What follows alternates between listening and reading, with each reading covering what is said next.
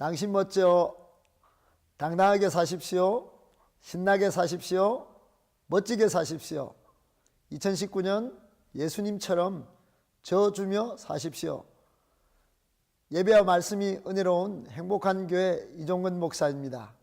오늘은 신앙은 하나님의 큰 그림을 보는가 못 보는가의 싸움이다 라고 하는 주제로 신앙생활과 삶의 일치 문제를 한번 다루어 보겠습니다.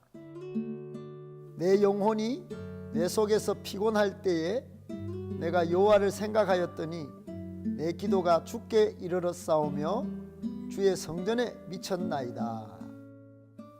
645년 중국 대륙의 주인이 된 당나라는 영계소문의 정변을 터집 삼아서 고구려를 침략했습니다. 영화 안시성 최근에 나온 영화의 내용을 잠깐 말씀드리려고 하는데요. 거기에 영계소문이 양만춘 이 성주에게 사물이라고 하는 학도병을 보냅니다. 첫 당나라 공격에 그만 안시성이 위기에 빠졌는데 그때 사물이 이렇게 안시성 성주 양만춘에게 질문합니다. 성주는 정말 이길 수 있다고 생각하는 겁니까? 저들은 다음에 더 무섭게 공격해 올 텐데 그래도 계속 싸울 겁니까? 이때 양만춘 성주가 이렇게 대답합니다. 넌 이길 수 있을 때만 싸우냐? 아주 명대사가 되었는데요. 저는 그때 하나님의 음성을 들었습니다. 하나님이 저에게 이렇게 말씀하는 것 같았어요. 너는 좋을 때만 목회하냐? 좋은 곳에서만 목사하고 나쁜 곳, 상황이 좋지 않은 곳에서는 어째 그리 기도할 줄도 모르냐? 여러분, 저는 이 영화가 이 시대에 제 목회와 또 우리 성도들에게 우리는 이길 수 있을 때만 싸워야 될까? 그저 지켜낼 수 있을 때까지 끝없이 싸울 수는 없을까? 이런 중대한 질문을 던졌다고 생각합니다. 우리는 하나님을 믿습니다.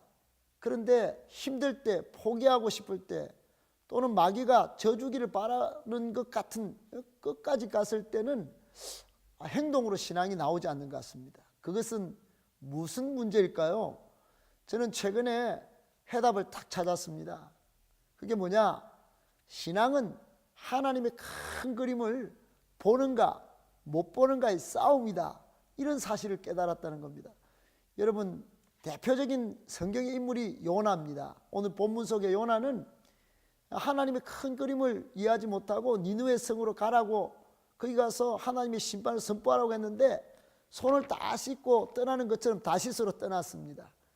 그리고는 큰 물고기 뱃속에 하나님이 예비한 그곳에 들어가서 2장 7절 오늘 본문에 하나님을 생각합니다. 다른 말로 하나님의 큰 그림을 거기서 본 거죠. 그랬더니 주의 성전에 생각이 미쳐가지고 거기서 대전환의 삶을 살고 니느웨로 가게 됩니다. 갔더니 니느웨에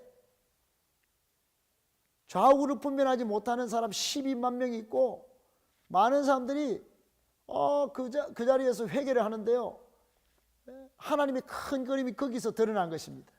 사랑하는 여러분, 베드로가 누가복음 5장에 물고기를 밤새 못 잡고 나왔더니 예수님이 신으로 받아들여져 가지고 거기서부터 예수님을 따라서 사람 낚는 어부가 됩니다. 38년 이스라엘 백성들은 광야에서 하나님의 큰 그림을 못 보고 원망불평했습니다. 그러나 그 사막의 바람을 뚫고 갔더니 약속의 땅 가나안이 기다리고 있었습니다. 하나님의 큰 그림을 보는가 못 보는가, 이게 우리 인생의 싸움이고 신앙의 싸움인 것입니다.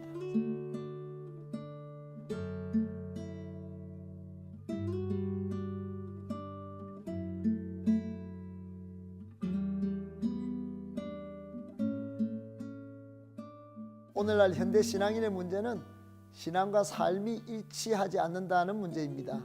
또 두 번째, 그렇기 때문에 하나님의 큰 그림을 보는가 못 보는가 싸움이 중요합니다. 그것이 신앙이라는 거 꼭 기억하시기를 축복합니다.